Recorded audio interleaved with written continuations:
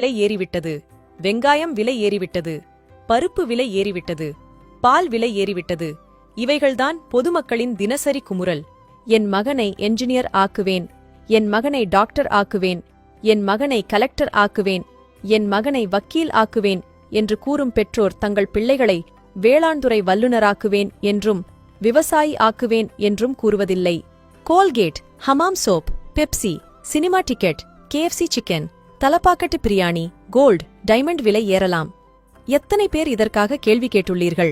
எளியவர்களை கேள்வியால் துளைக்கும் நீங்கள் இதர கார்ப்பரேட் பொருட்கள் விலையேறினால் மட்டும் அமைதியாக இருப்பது ஏன்? சிறு காய்கறி கடைகளில் விலையினை குறைத்து கேட்டு மல்லுகட்டும் நீங்கள் ஷாப்பிங் மால்களிலும் பெருவணிக வளாகங்களிலும் எவ்வளவு விலை கூடியிருந்தாலும் பகட்டால் அமைதியாக இருப்பது ஏன்? 6 மாதம் முதல் 1 வருடம் தண்ணீர் இல்லாமல் எத்தனையோ செலவு செய்து வியர்வை சிந்தி கஷ்டப்பட்டு அறுவடை செய்து கொஞ்சம்